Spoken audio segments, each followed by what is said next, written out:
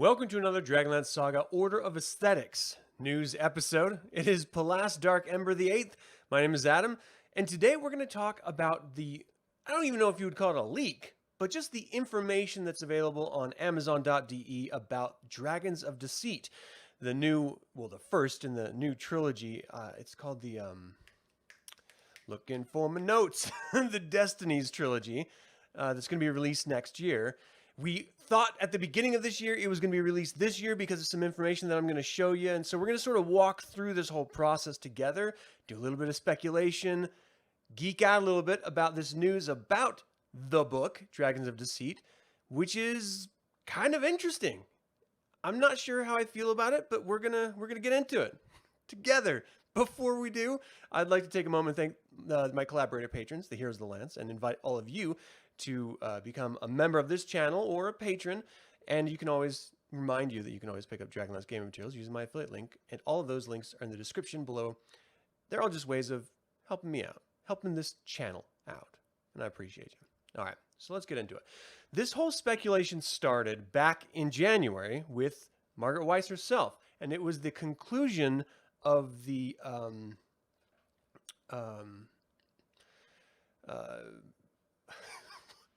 the legal issues, the lawsuit that was brought against Wizards of the Coast on behalf of Margaret Weis and Tracy Hickman over this book being shelved and never having been released against, breaking contract. And so they finally came up with the resolution to that.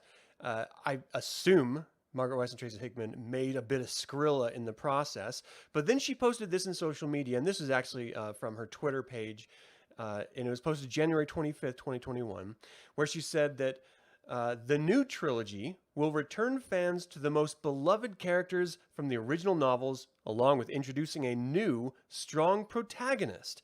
The books will be published by Del Rey and the imprint of Penguin Random House, although a publishing date has not yet been formally set. And she says that they couldn't be happier to be returning to the world they love. Dragonlance is what brought Tracy and her together so many years ago. We're thrilled to be able to do this for existing lovers of Krynn while bringing our beloved characters to a new generation of readers. And we know that at the same time, Wizards of the Coast branded everything that had come before as classic Dragonlance, which is very in line with what Disney did to Star Wars when they bought Star Wars from George Lucas and branded everything that wasn't in the films or the animated series that were actively running as legend.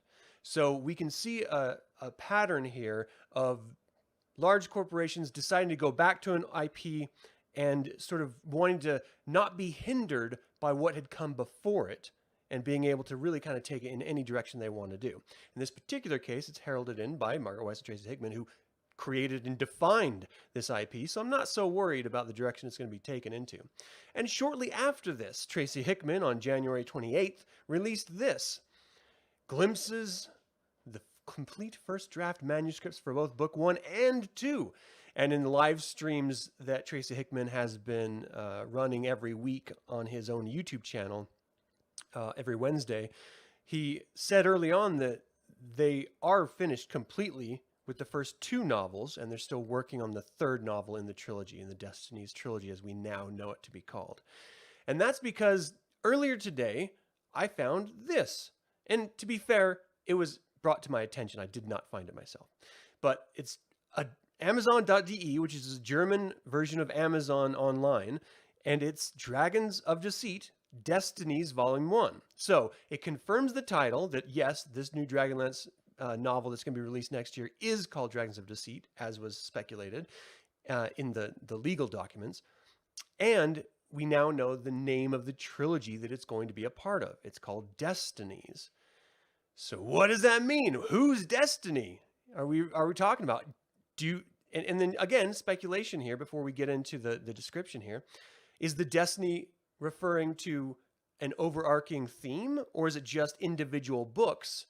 Like, I think it was the Anvil of Time or something like that Tracy Hickman put out for Dragonlance novels a while ago. They're just sort of standalone episodes, novels in a collection. So I sometimes wonder about that, but it does seem like they're going down the trilogy route. However, they specify that it is a Dungeons and Dragons novel, and you can see it's going to be available in Kindle, This is actually German for hardcover and paperback. And you can see their prices that they're speculating they're going to be at right now. The Kindle seems pretty high, if you ask me. But the description here, and this is going to be the same description you're going to find in the back of the jacket of the book. So this should not be seen as a spoiler. But if you don't want to know anything, don't read, don't hear, click out of this video and don't watch it. And just go in blind. Otherwise, you may find information in not only this basic synopsis, but also speculation that may be spoiling some of the story for you. And if you don't want it, click away. I won't be offended. All right, so this says the first new Dragonlance novel from Margaret Weis and Tracy Hickman in over a decade, and featuring fan favorite characters from the iconic first two trilogies, Dragonlance Chronicles and Dragonlance Legends, books that brought a generation of readers into the fantasy fold, and certainly did for me. Destina Rosethorn, as her name implies, believes herself to be very much a favored child of destiny, but when her father dies in the War of the Lance, her carefully constructed world comes crashing down. Not only does she lose her beloved father, but the legacy has left her a wealthy fiancé and rule over the family lands and castle.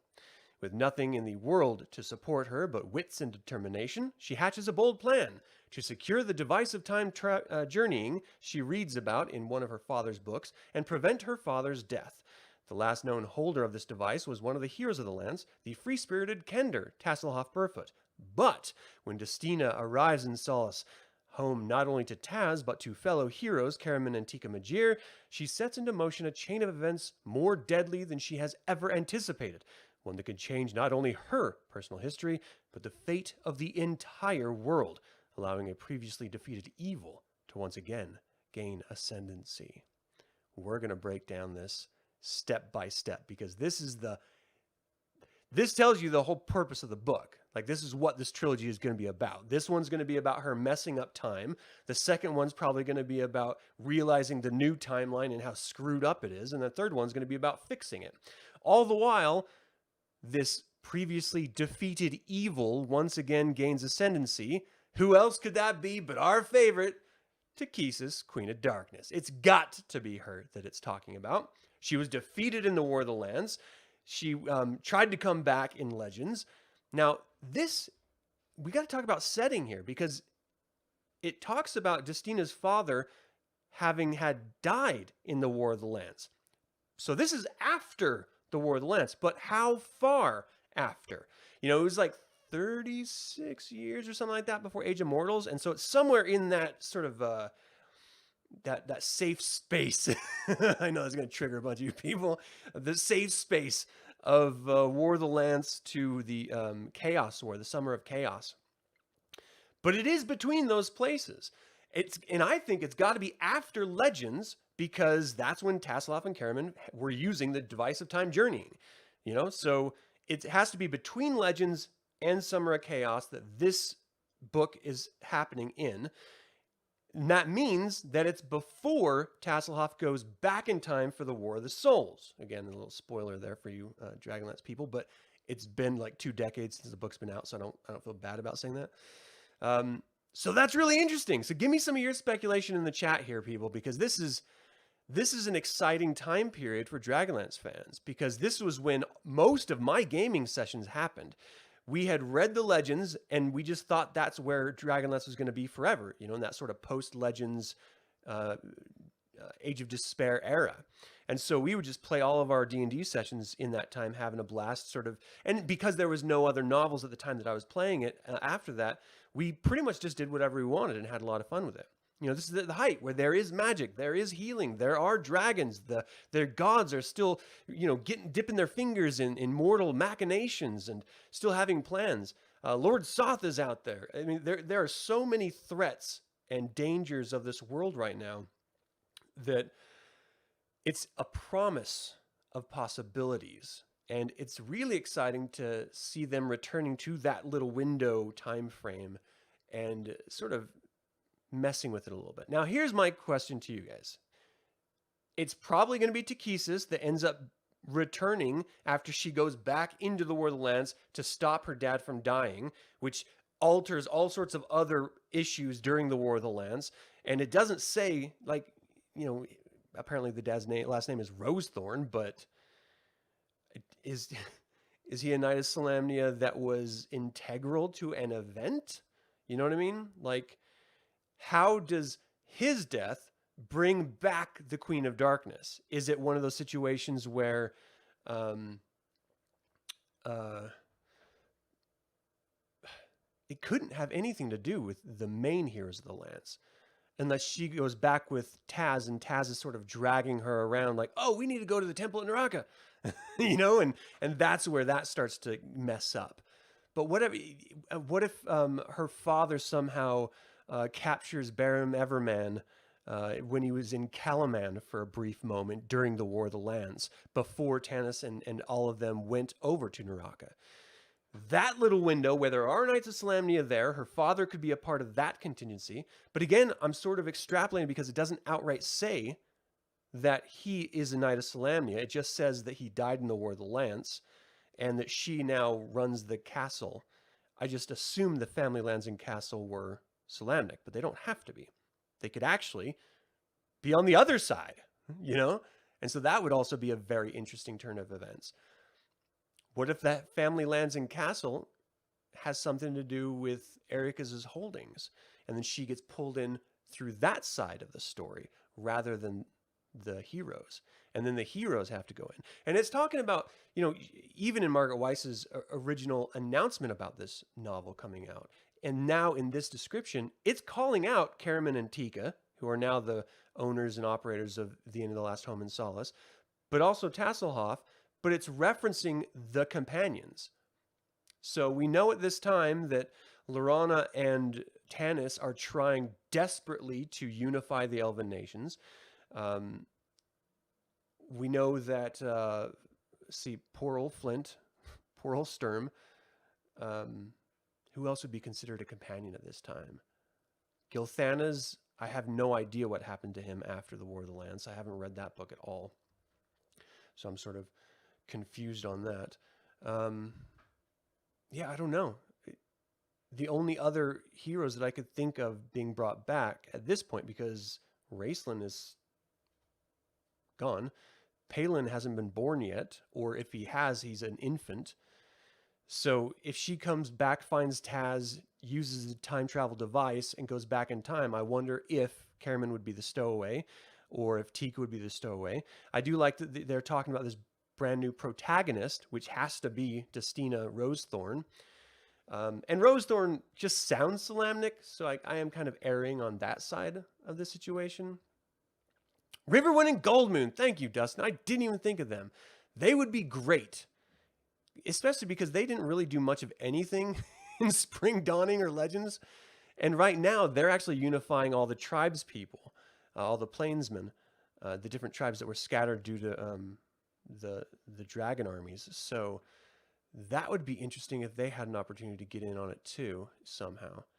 But if we're going back in time, then everyone's alive and everyone's there, you know, depending on how far back they go, in order to allow Takhisis to then rule, you know, like win the war. And this will be a really interesting alternate history as well, because, you know, we've had gaming sessions, like what if gaming sessions, right?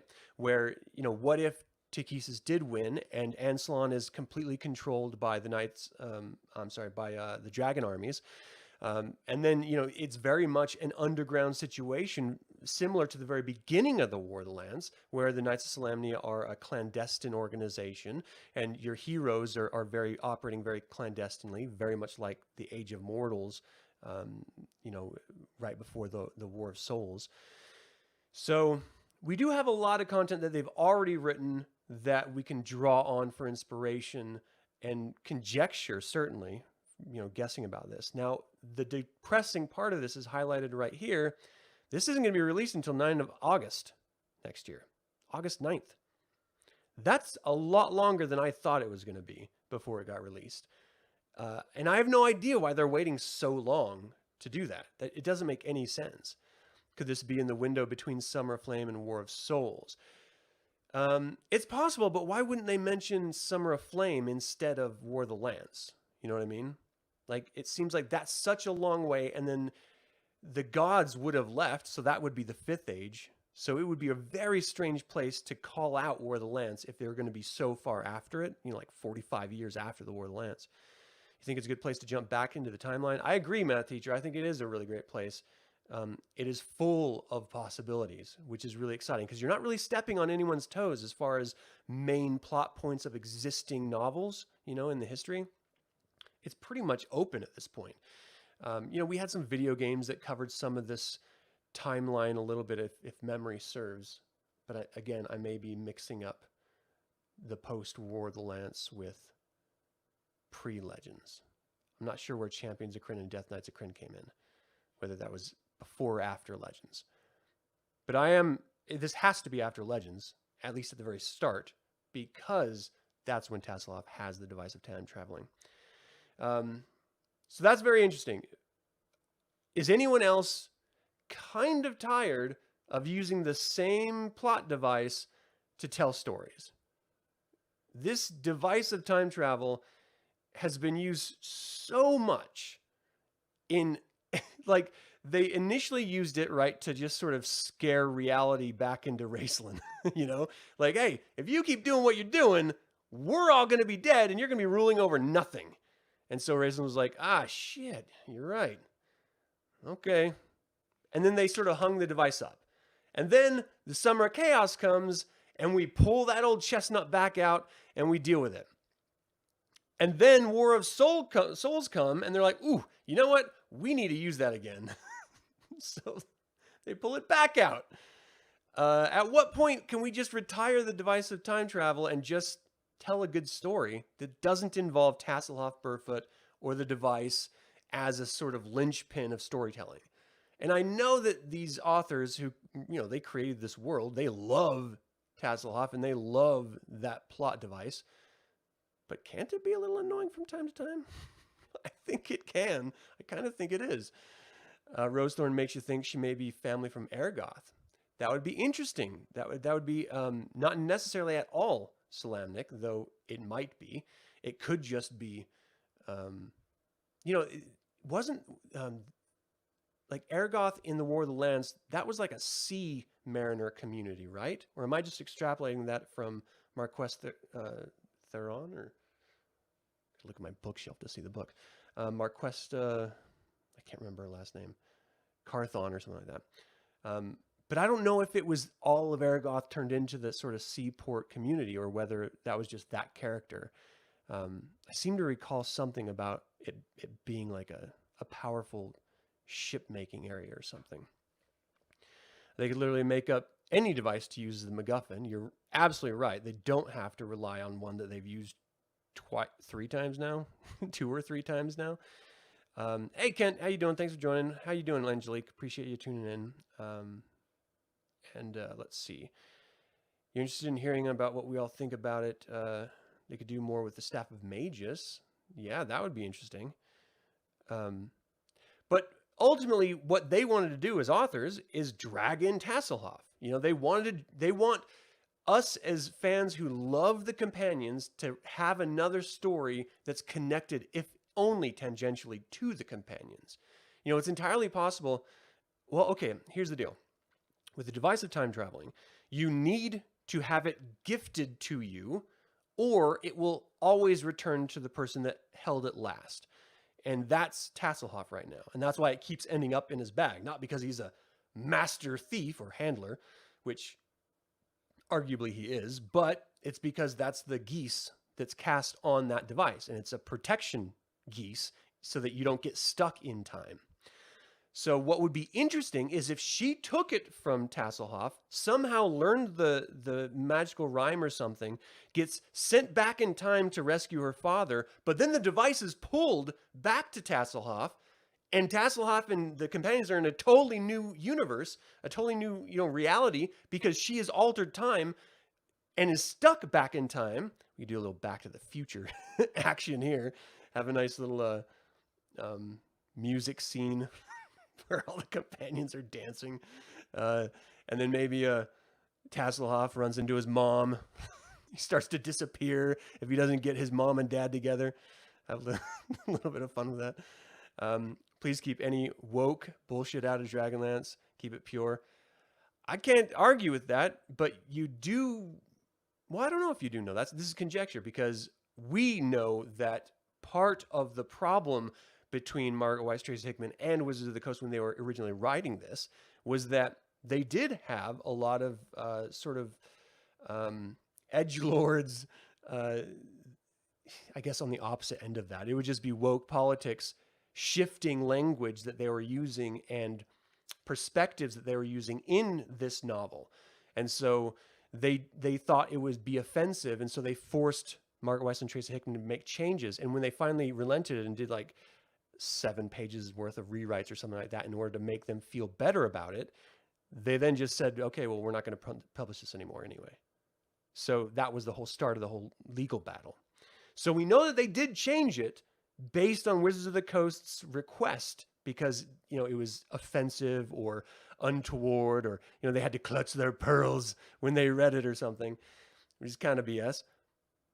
But it's a real consideration that has to be taken because there's no way the original trilogy would have been released under Wizards of the Coast if they had that same sensibility.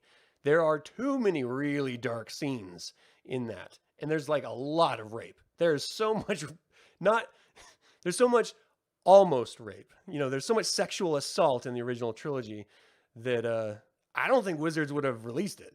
You know, they just wouldn't. It's too close to hurting people's feels. So who knows? Who knows how bad or how good it's going to be? I have faith that Margaret Weis and Tracy Hickman can still tell a good story without relying on aggressive tropes. You know, they don't have to be overtly offensive in order to tell a good story. I don't think one, you know, is based on the other. So I'm not really worried about that aspect of it. Do you think that this is going to retcon, that they'll insert some D&D stuff not canon to Dragonlance, like Dragonborn and Warlocks? Marcos, thanks for joining. I am afraid that's exactly what they're going to be doing.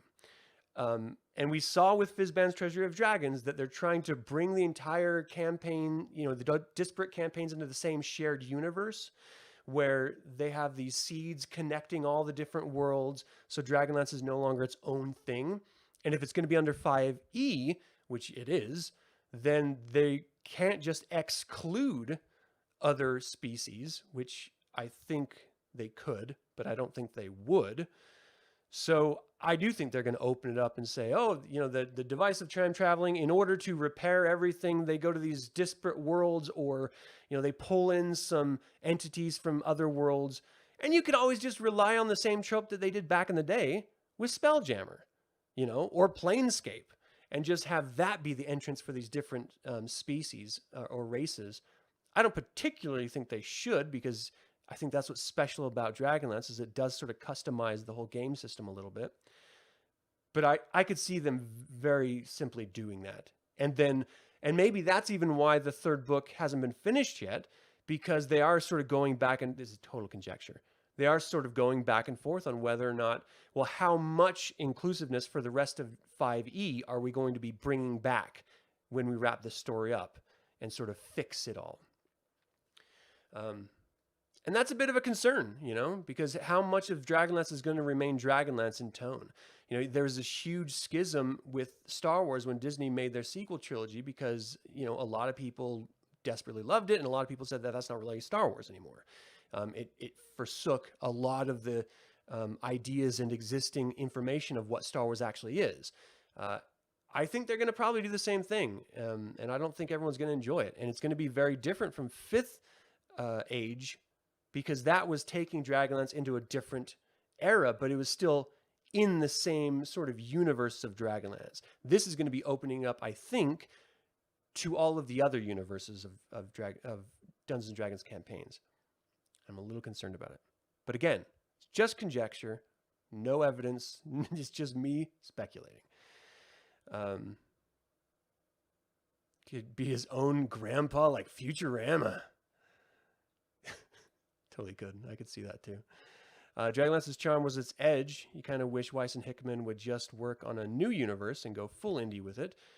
I mean, Hickman is doing that right now with Sky Raiders. as long as it isn't Cursed Child of the Dragonlance franchise, I'll give it a fair shot. Well, I'm definitely going to be reading this when it comes out, and I'm going to give you a non-spoiler review and a spoiler review video based on it. And then it's going to be the jumping off point for all of the Dungeons and Dragons 5e content that they're going to be releasing, and it's probably just going to be a source book, so it's not like all of it. But there's also supposed to be a mobile game that's going to be released, possibly based around the War of the Lance, which then would, tie into probably the second book, because it does seem like this is set up to be she loses her dad. She's incapable of dealing with the problems that are left in the vacuum of her dad's loss. So she runs across this book to go find out about the time travel advice. She decides to go try to get her father back to save him so that she can lean on him and have him help her. Which, if you ask me, part of being a human is accepting the idea of grief and loss, and it hurts and it sucks, but that's what makes a human a healthy individual, is that you grieve and then you move on. You adapt to the situations that you find yourself in, and sometimes that means selling off your land or marrying someone that can help take on the burden. But they're talking about this Destina Rosethorn as the new strong protagonist, but the whole setup is that she's weak. She can't handle dealing with the land and the castle, and so she's going to totally change time in order to get her dad to help her? Like, wouldn't a strong female character be an empowered one that is capable of dealing with ledgers and servicemen and women and, just managing the land? I mean, that wouldn't make it an interesting story because it would just be her doing day-to-day stuff. How boring is that? But you can't, on one hand, call it empowered, and then on the other hand, have her be too weak to step up to the responsibilities and then throw time, out with the trash in order to get her dad back. Like, that's not a strong, empowered woman. Maybe she develops into that, like Laurana, because Laurana was a spoiled little brat and she turned into arguably the greatest character in the entire saga. So maybe that's the angle they're taking, because they have done that before. Let's see, as long as it isn't, so find out the address for who to send manuscripts to and we can do our best. With Dragonlance coming back, you're hopeful for some Dragonlance miniatures. That'd be nice. I haven't really kept up at all on the miniature game. I know, the old school miniatures that, the lead figurines and stuff, but I don't know anything about the new stuff. I know they have like 3D printed models for a lot of the Dragonlance stuff. So if you are interested in that, they do have them out there that you can find. All right, so other than Takesis, are there any other possibilities for previously defeated evil to once again gain ascendancy, as is quoted right here from the description? Another thing to keep in mind is that this is a translation of German. And so, just as you're reading it, there are some languages inconsistencies for English, but that's to be expected when it's a straight translation like that. I don't know. I don't know what else to even think here. What I'd like to see out of this is an alternate reality that is possible to play in. And you can play in whatever alternate reality ever you want to make, right? But it would be interesting to have one that's explored a little bit more than just Raceland's alternate reality, where he becomes the one god and destroys all other gods, and it's just darkness, right? And I know that the Legends, Dungeons & Dragons 3rd edition book had, the Legends of the Twins had a bunch of alternate timelines in it that you could set up campaigns in. But it'd be nice to read about one in a novel that's explored a little more in depth. In the War of Souls, we had a bit of a flashback about how there was a good future that was not 5th Age for all of the companions to live in until Takesis did her shit and stole the damn world, and then made the 5th Age world. But we didn't really get much fleshed out other than Tasselhoff recounting Karaman's funeral, after Karaman's funeral. So it would be nice to have a little bit more to sort of sit in, and that's what I like about exploring this in the context of a trilogy. that kind of makes that whole second act all in that alternate universe and trying to correct it. So we'll probably see this whole book is going to be her, we're going to live with her for a little bit before she decides to go searching for this device. Then she goes searching for the device, runs into our favorite heroes, and we're going to get a whole lot of witty banter and great character feel goods from revisiting the companions in this time period that we didn't really explore them very much in the first place. And then we're going to be traveling back in time, if not just with Destina, then with Destina and probably Tasselhoff. And it's going to just kind of be the same that it always is. Tasselhoff bumbling around and saving everyone ultimately, but kind of getting them in trouble at the same time. Destina realizing that she made this huge error, and Takesis is probably super grateful, sending her flowers on her birthday forever because she just handed her Krynn on a platter for her messing up the timeline. And then it's going to be the second book is just them trying to figure out how to undo it, and the third one is going to be them undoing it. So I don't know. What do you guys think? To you, Dragonlance's charm as gaming world is the closed system. Like no orcs, no drow, limited magic. Yeah, I agree. That's 100%. I think most of us would agree on that. Does the Amazon page show how many pages? Yes, and let me tell you, this is another massive disappointment. Because when you look at the hardcover, it's only 304 pages. That's tiny. That's just like over a novella, in my opinion. That's nothing. It's really depressing when you look at the, and the paperback's the same, 304 pages. That's, it's not enough. To put it in context, the first War Souls book of the trilogy, I think it's like 600 and something pages. So it's not a lot of content. But what do you want? I mean, I don't know what... I would like to just live in this world for a while. Give me some TV series that are an hour episode each, and give me 4 seasons of 8 episodes, and I would be the happiest man on the planet. That's, one of those hour-long episodes, in my opinion, is equivalent of those 300 pages, even though it's really not. Because it's just one book. I can go through that, and I'll be done just craving more, waiting for it to be released. When... alternatively, they could follow a model that has proven successful in every streaming platform and give us live action content. I don't know. They would make tons of money too. Okay, so that's all I had on this. That's all I really wanted to bring to the table, is that this is coming out next year, August 9th. It's called Dragons of Deceit, confirmed. It's in the Destinies trilogy. The new protagonist is called Destina Rosethorn, and it's about time travel from after Legends trilogy going back to the War of the Lance era, or maybe just before the War of the Lance era. This would also be interesting. I just thought of this. How far back is she going to go? Because if she goes before the War of the Lance, there's no healing. That's like at the very beginning, before the gods returned, supposedly, right? So we're going to have all the Seekers, all those cults running around. That could be a really interesting time to explore as well, because it hasn't really been explored at all. It's just the very first half of Dragons of Modern Twilight, And I know they have other, short stories, and they have other novellas that sort of explore that era a little bit more, but it's not by Margaret Weis and Tracy Hickman specifically. So that would be kind of interesting. Well, ACOG batteries, I'm glad you're here too. I appreciate it. This is just me geeking out over an accidental posting of a book. Everything I'm saying is just guessing. And it is nice to know that there's other people who love this as much as I do, so we can just sort of riff back and forth about it, which is kind of exciting. Okay, so that's all I had for today. Thank you guys so much for tuning into this news episode.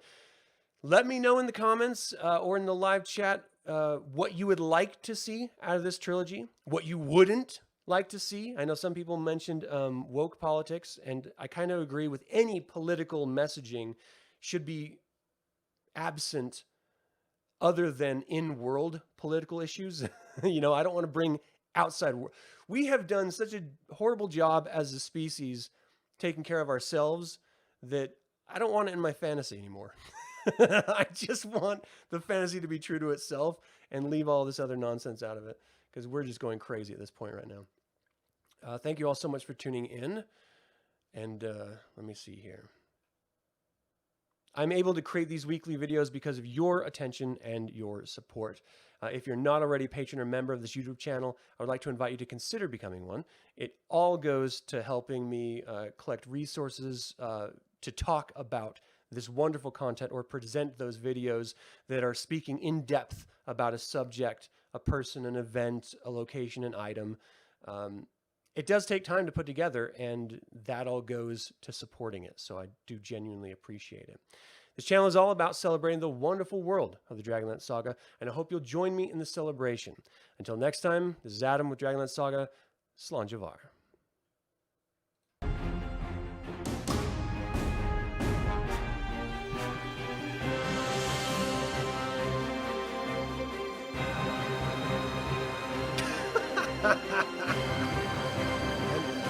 Ha ha ha!